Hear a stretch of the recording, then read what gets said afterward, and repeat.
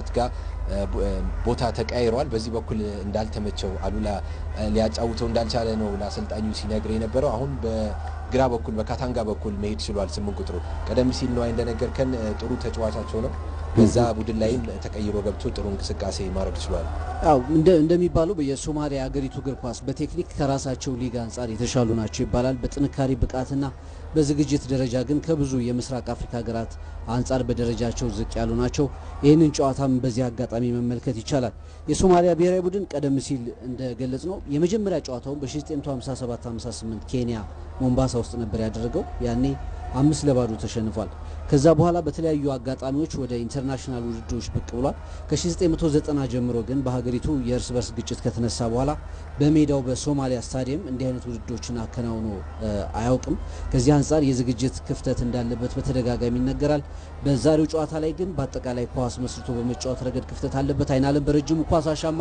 ኡመድ ኡክሪ ሁለተኛ የግብ አጋጣሚ በጣም ነው ካሊድ አሊ ሙርሳል ያዳና ያለው ኢትዮጵያ ብሔራዊ ቡድን ለመሳት የሚከብዱ ኳሶችን ነው ከበረኛ ጋር ብቻውን ተገናኝቶ ነው ኡመድ አሁን የሚያመክነው እቺ ኳስ መግባት የነበረባት ኳስ ነች ያጨራረስ ድክመት ያሳየው በጣም ተመልካቹም ትንሽ የግብ ድሎቹን መጠቀም ባለመቻሉ ቅሬታውን እየገለጸ ነው በጣም ሁለትና ሶስት አጋጣሚዎች ናቸው በዚህ ሁኔታ የተፈጠሩት ኢትዮጵያ ብሔራዊ ቡድን አሁንም በፍቅሩ አማካይነት ኳስ ማግኘት ሞክሮ ነበር ግን ተከላካዩ ያሲን አሊ ኑር በረጅሙ ኳስ አድኗል መሃል ሜዳ ላይ ያሬድ ዝናቡ የቅዱስ ጊዮርጊስ ቀድሞ ያዳማ ከነማ ተጫዋች ነበር ለብራኑ ቦጋለ መሃል ላይ ለዳዊት ፍቃዱ በጣም ቀይ መስመር አሉላ አለ ለሱ ኳስ መስጠት ይችል ነበር ለመምታት የወሰነው ውሳኔ ስህተት ነው ከአሊ 3 ያለቀላቸው ሙከራዎችን አድኗል ከሁለቱም ጨዋታዎች ላይ ስንመለከተው ነው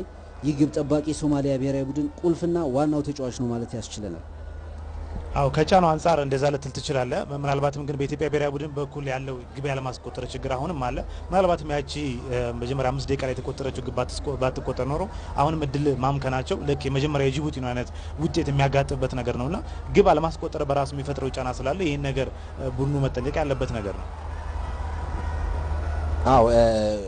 የግብ ሙከራዎች የተደረጉት በተለይ ወደ ግብ ክልሉ 3-4-5 ነው በዛ ብሎ ሲመጡ ነው በረጅሙ የተላኩ ኳሶችን ሁለት ጊዜ ኡመድ ኡክሪ አምክኗል አንዴ ሽመልስ በቀለ አምክኗል እነዚህ ኳሶች ወደ መጨረሻ ላይ ዳዊት ረጅም ኳስ አድኖ ነበር ተከላካዩ መሐመድ ሐሰን አሊ በግሩም ሁኔታ አውጥቷል የማዘምት የኢትዮጵያ ብሔራዊ ቡድን አግኝቷል እስካሁን የሶማሊያ ብሔራዊ ቡድን የመጀመሪያ ማዘምቱን አላገኘም ጅሮራ ይቅርታ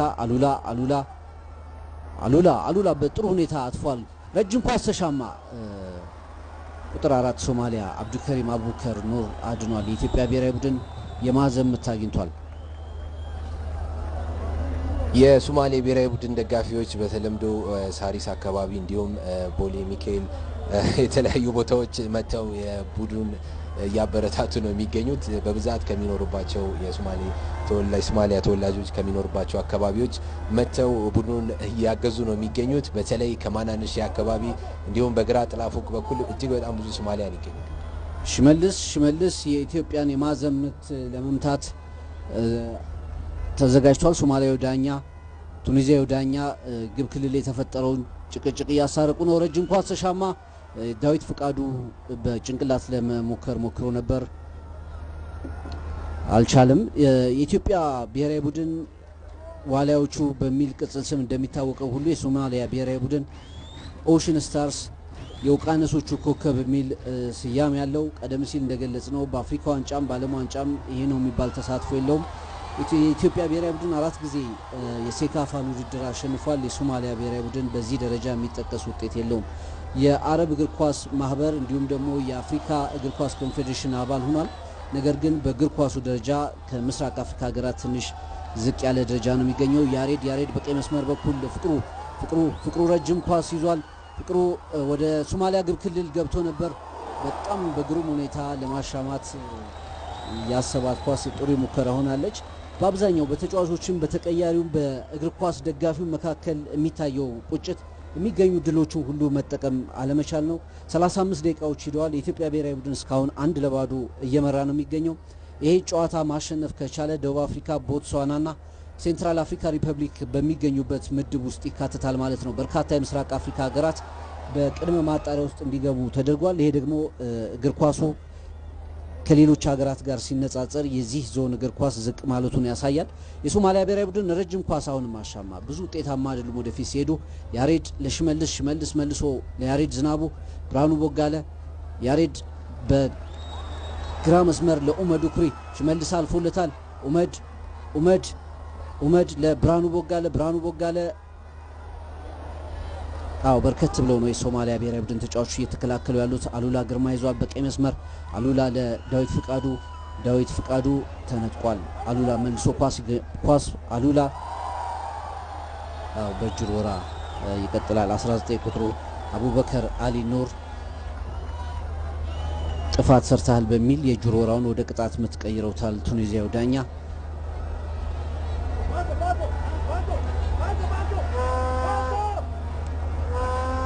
ዳዊት ያሬድ ለብርሃኑ ቦጋለ፣ ብርሃኑ በረጅሙ መታ ኳስ በተለይ ብርሃኑ በአብዛኛው ወደ ግብ ክልል ሲጠጋ በቀጥታ ለመምታት ነው የሚወስነው። ይሄ ደግሞ ትንሽ የሚመሰረቱ ኳሶችንና በእርግጠኝነት ግብ የሚሆኑ ኳሶችን የኢትዮጵያ ብሔራዊ ቡድን እንዳይፈጠር እያደረገ ነው። አባውም በረጅሙ ኳስ መጫወት ላይ ያተኩራል። በመልስ ምት ጨዋታው ይቀጥላል። ካሊድ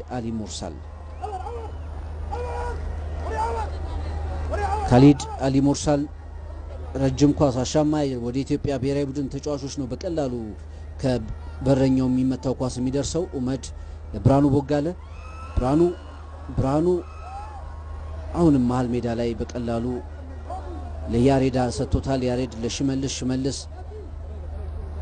ሙሉ ለሙሉ የመሀል ሜዳ የጨዋታ ብልጫው በኢትዮጵያ ብሔራዊ ቡድን ቁጥጥር ስር ቢሆንም የመጨረሻው የኳስ ውጤት ግን ብዙ አመርቂ አይደለም።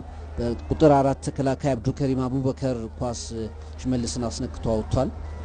5 የሚሆኑ የኢትዮጵያ ብሔራዊ ቡድን ተጫዋቾች ከሶማሊያ ግብ ክልል ርቀው ወደኛ ግብ ክልል ቀርበው ነው የሚታዩት። ሶማሊያን ለ10 ነው እየተከላከሉ የሚገኙት። ወደ ግብ ክልል ሲደርሱ የኢትዮጵያ ተጫዋቾች የተሻለ ድልን ላለመፍጠር ምክንያት የሆነው ያው ለ10 እየተከላከሉ መገኘታቸው ነው። ብዙ ሆነው ለማጥቃት ቢሞክሩ የተሻለ ነገር ይፈጠራል። በተለይ ቁጥር 9 ሲሲ አዳን አብሽር የቡድኑ አምበል ይህ ተጫዋች 22 ጎሎችን በማስቆጠርም በብሔራዊ ቡድኑ ታሪክ ሌላ ግሩም አጋጣሚ ነው። ዳዊት ፍቃዱ ያመከነው የኢትዮጵያ ብሔራዊ ቡድን የሚስታቸው ኳሶች በጣም አስገራሚ ናቸውና በስታዲየሙ በአብዛኛው ተመልካቹ ጩኸቱን ያሰማው በዚህ ምክንያት ነው። ቁጥር 9 አሳን አልዳን አብሽር የሶማሊያ ብሔራዊ ቡድን 22 ጎሎችን በማስቆጠር ዳሚ 14 ጊዜያት ያህል በመሰለፍም በሀገሪቱ ብሔራዊ ቡድን ታሪክ ከፍተኛው ተጫዋቹ አበቡ ጣቆ መሀል ላይ አሁን የሶማሊያ ብሔራዊ ቡድን በግራ መስመር ለቁጥር 3 ያሰን አሊ ኑር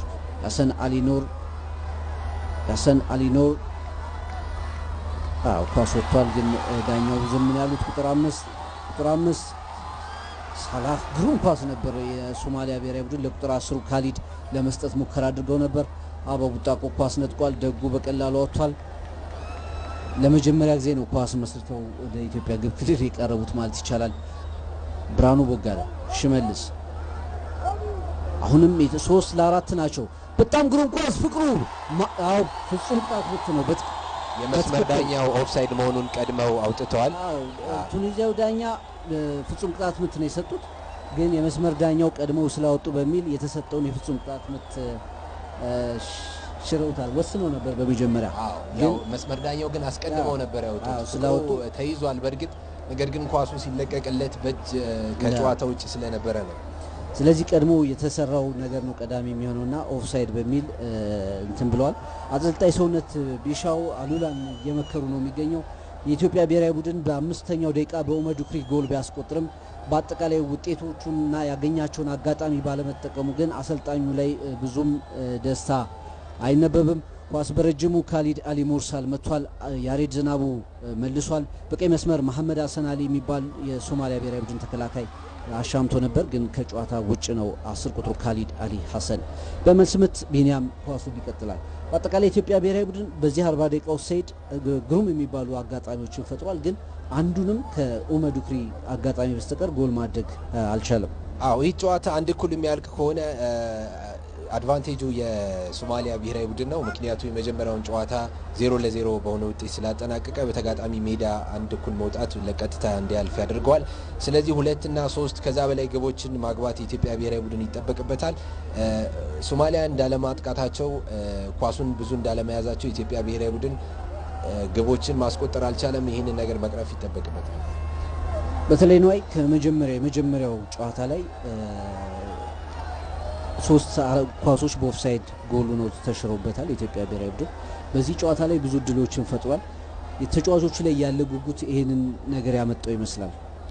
አው የዛሬው ግን ትንሽ ጉጉትም አይመስልም። ምክንያቱም መጀመሪያ ጨዋታ ላይ የምትሳሳተው ነገር ደግሞ የምትሳሳት ከሆነ ይሄ ሌላ ነው ማለት ነው፣ ወይም ደግሞ ቡኑስ ምክርም ባልተሰጠም ማለት ነው እንጂ ሁለት ጊዜ አንድ ነገር መሳሳት በጣም የሚያስገርም ነገር ነው። የምትመለከታቸው በረጃጅም የሚመጡ ኳሶች ውጤታማ አልሆኑም፣ በዛም ጨዋታ አልሆኑ ነበር። ስለዚህ ይሄን ነገር ማስተካከል የሚገባ ነገር ነው። በተለይ ብርሃኑ ቦጋለና አበባው ቡጣቆ የሚያሻግሯቸው ኳሶች ማለት ነው። ሽመልስ በቀለ ወደ እነዚህ ተጫዋቾች እየተጠጋ ስለሚጫወት ዛሬ ጥሩ እየተንቀሳቀስ ስለሆነ ለሱ ኳስ ነው እየመሰረቱ ፍቅሩ እየተመለሰ ስለሆነ ለሱ ይዘው ኳስን መግባት የሚችሉበት አጋጣሚ ስላለ ይሄን አጋጣሚ መጠቀም ነው። እንዳልከው ምናልባትም በመከላከሉ ረገድም ይሄን ያህል የምትላቸው ተከላካዮች አልመሰረቱም። የሶማሊያ ብሔራዊ ቡድን ኳስን የራሱ የኢትዮጵያ ብሔራዊ ቡድን ተጫዋቾች አለመጠቀም ነው የምትመለከተውና እነዚህን ነገሮች ነው ማሻሻል በራስ ላይ ድክመት ነው እንጂ የእነሱም ጥንካሬ እስካሁን ድረስ አልታየም። የዳኛው የባከኑ ደቂቃዎች ካልታሰቡ በስተቀር 3 ደቂቃዎች ብቻ ይቀራሉ። የኢትዮጵያ ብሔራዊ ቡድን በ5ኛው ደቂቃ ላይ በመከላከያና ለኢትዮጵያ ብሔራዊ ቡድን በሚጫወተው ኡመድ ኡክሪ አማካይነት ባስቆጠራት ብቸኛ ግብ እየመራ ይገኛል። በአብዛኛው የስታዲየሙ ድባብ ጸጥ ያለ ነው። የተሳቱት ሙከራዎች ትንሽ የስሜት መረበሽ የፈጠሩ ይመስላል። በግራ መስመር የሶማሊያ ብሔራዊ ቡድን ቅጣት ምት ሰጥቷል። ቅጣት ምት ይመስለኛል። እንዲህ አይነት አጋጣሚዎች ቅጣት ምት ነው የሰጡት። እንዲህ አይነት አጋጣሚዎችን ካገኙ ብሔራዊ ቡድኑ የሶማሊያ ብሔራዊ ቡድን ጎል ካስቆጠረ ያመለጡት እድሎች ሊያስቆጩ ይችላሉ። የተሻለ አጋጣሚ ነው። በግምት ማዕዘን መምቻው አካባቢ ነው። በግራ በኩል ቁጥር 9 ኤሲ አደን ነብሽር